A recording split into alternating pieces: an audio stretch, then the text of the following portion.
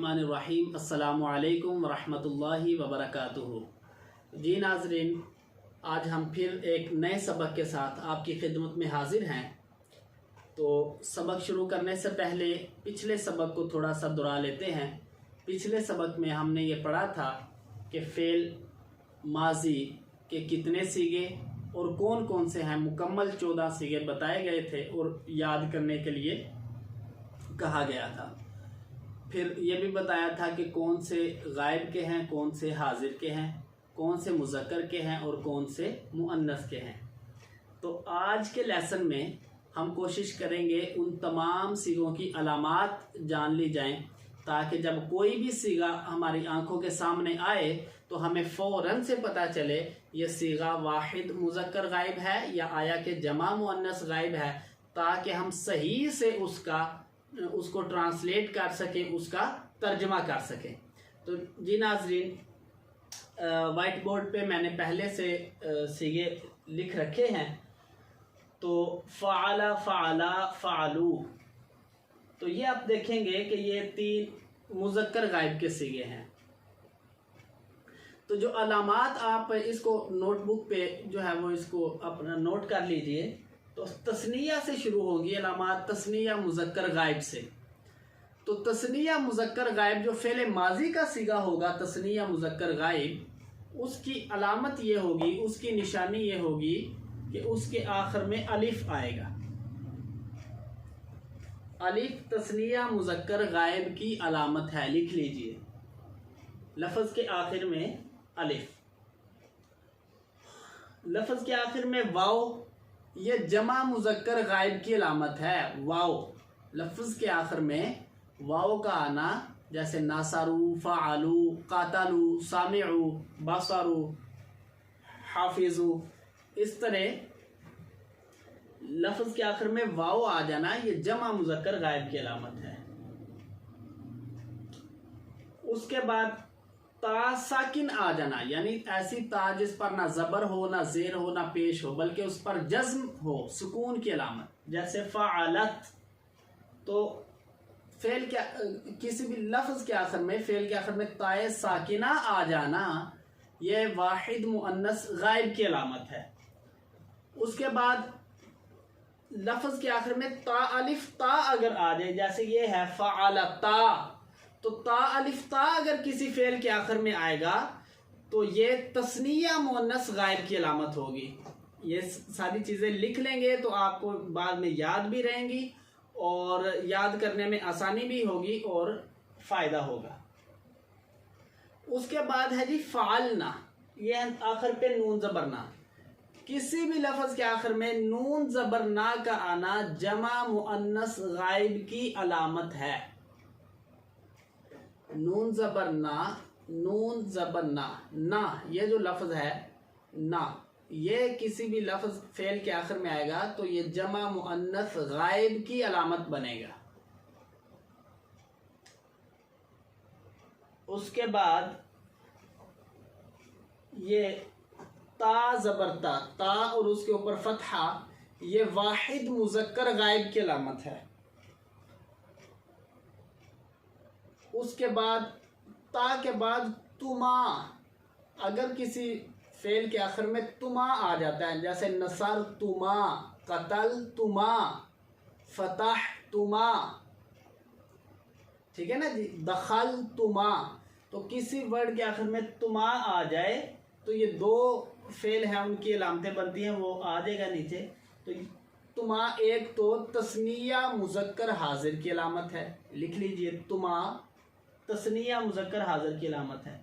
नीचे है जी तुम, फ़अल तुम, किसी फ़ेल के आखिर में अगर तुम आ जाता है, फ़अल तुम, कतल तुम, नसर तुम, तो तुम याद रखिए ये जो तुम है ये जमा मुज़क्कर हाजिर की अलामत है।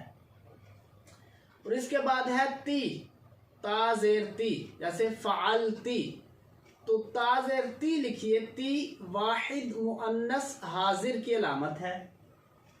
उसके बाद तुमा है, तो तुमा तस्निया मुअन्नस हाजिर की अलामत भी है। उसके बाद वह लफ्ज़ है जी तुन्ना, तो याद रखिए तुन्ना ये जमा मुअन्नस हाजिर की अलामत है। किसी वर्ड के आखिर में तुन्ना आ जाता है, जैसे फ़ाल तुन्ना, नसर तुन्ना, खराज तुन्ना, तलब तुन्ना। तो तुन्ना जिसके आखिर में आएगा, तुन्ना याद रखिए ये जमा मुअन्नस हाजिर की अलामत है। उसके बाद है जी तू, जैसे ता पेश तू, फ़ाल तू। तो तू जिसके आखिर में आएगा, ता के ऊपर पेश होगी, तो तू वाहिद मुतकल्लिम की अलामत है। इसी तरह फ़ाल ना है उसके बाद, तो जब नून अलिफ ज़बर ना आ जाए, नून और उसके साथ अलिफ हो, तो ये जमा मुतकल्लिम की अलामत है।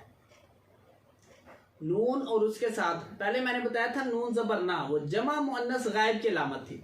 अब यह है नून अलिफ ज़बर ना, तो ये जमा मुअन्नस गायब की नहीं बल्कि जमा मुतकल्लिम की अलामत बनेगी।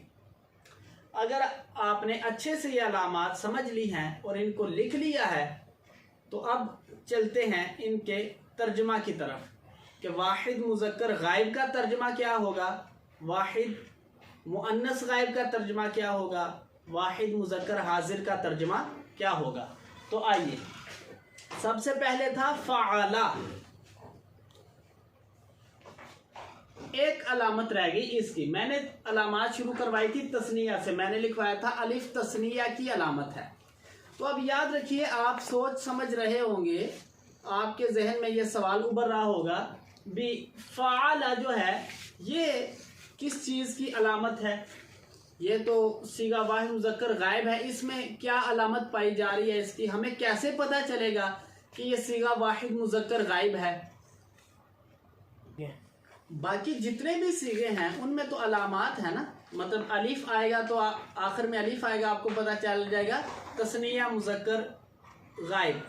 आखिर में तुमा आएगा, आपको पता चल जाएगा तस्निया मुज़क्कर हाजिर। आखिर में तुन्ना आएगा तो आपको पता चल जाएगा जमा मुअन्नस हाजिर। लेकिन वाहिद मुज़क्कर गायब जो पहला सीगा है, आपको कैसे पता चलेगा कि ये सीगा वाहिद मुज़क्कर गायब है, इसकी क्या अलामत है। तो याद रखिए, इसकी अलामत यह है कि बाकी 13 सीगों में से जितनी अलामात हैं, 13 सीगों की जितनी भी अलामात हैं, उन 13 सीगों की अलामात में से कोई अलामत भी इसमें नहीं पाई जाएगी। 13 सीगों की अलामात आपने पढ़ ली, तस्निया मुज़क्कर गायब से लेके जमा मुतकल्लिम तक 13 सीगे बनते हैं, आपने सब की अलामात पढ़ ली। अब वाहिद मुज़क्कर गायब की अलामत यह है, जितनी अलामात आपने माजी में पढ़ लिया उनमें से एक का भी ना पाया जाना ही इसकी अलामत है। यानी जब 13 सीगों की अलामात में से कोई लफ्ज़ में कोई अलामत भी ना पाई जाए, तो आप आंखें बंद करके उसे वाहिद मुज़क्कर गायब कह सकते हैं। तो ये अब आपने अलामात तो पढ़ ली। तो आज के सबक में हम जो है ये साथ में ये भी कोशिश करेंगे कि इसका साथ में तर्जमा हो सके। तो फ़अला का मतलब, चूंकि ये सीगा वाहिद मुज़क्कर गायब है, तो इसमें एक तो वाहिद का तर्जमा होगा यानी एक, दूसरा होगा मुज़क्कर का तर्जमा यानी मर्द के लिए कोई बात बोली जाएगी, तीसरा होगा गायब यानी इसके बारे में बात होगी। तो उसके बाद जो वर्ब होगा उसका माना, अल फ़ेलु का माना था काम करना, करना। तो फ़अला का मतलब होगा, फ़अला वाहिद मुज़क्कर गायब, किया उस एक मर्द ने। ये लिख लीजिए, फ़अला का मतलब किया उस एक मर्द ने, फ़अला इसका मतलब किया उन दो मर्दों ने, फ़अलू किया उन सब मर्दों ने, फ़अलत किया उस एक औरत ने, फ़अलता किया उन दो औरतों ने, फ़अलना किया उन सब औरतों ने, फ़अलता किया तुझ एक मर्द ने, फ़अलतुमा किया तुम दो मर्दों ने, फ़अलतुम किया तुम सब मर्दों ने, फ़अलती किया तुझ एक औरत ने, और फ़अलतुमा इसका माना किया तुम दो औरतों ने, फ़अलतुन्ना इसका मतलब किया तुम सब औरतों ने, फ़अलतु इसका मतलब किया मुझ एक मर्द ने या मुझ एक औरत ने, फ़अलना किया हम सब मर्दों ने या हम सब औरतों ने, या हम दो मर्दों ने या हम दो औरतों ने, यानी इसमें तस्निया भी शामिल हो जाएगा ना जमा मुतकल्लिम में। तो ये सीगों के हिसाब से जो सीगा वाहिद मुज़क्कर होगा उसके हिसाब से मतलब उसका तर्जुमा होगा। जो जमा होगा उसके लिए भी सब बोला जाएगा। जो तस्निया का सीगा होगा उसमें दो का लफ्ज आएगा। जो हाजिर होगा सीगा उसमें तू तुम इस तरह के अल्फाज आएंगे चूंकि उससे कलाम करना है। जो गायब का होगा उसमें उस वो उनो, ठीक है जी। और जो मुतकल्लिम होगा उसमें मैं हम वगैरह के अल्फाज आएंगे जी। आज का हमारा सबक इधर ही कंप्लीट होता है। तो अगर वीडियो पसंद आई तो ज़रूर लाइक कीजिएगा, और अगर अभी तक हमारा चैनल आपने सब्सक्राइब नहीं किया तो इसको ज़रूर सब्सक्राइब करें। और अगर आपके दूसरे दोस्त भी कुछ अरबिक सीखना चाहते हैं, सर्फ सीखना चाहते हैं, तो उन तक भी ये लिंक आप शेयर कीजिए। और साथ कोई भी आप महसूस करें कि कोई इसमें कोई चीज़ रहती है, कोई ये मज़ीद ऐड हो जाए तो अच्छा होगा, वो आप कमेंट में ज़रूर बताइए। हम कोशिश करेंगे कि आपकी ख्वाहिशात पर पूरा उतरें।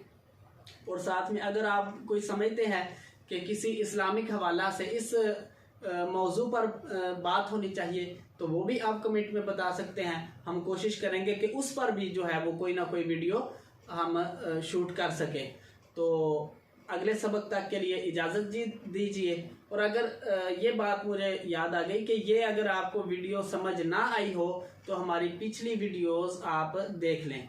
जब आप पहली वीडियोस देखेंगे, पहले लेसन से शुरू होंगे, तो आपको ये अच्छे से समझ आ जाएगा।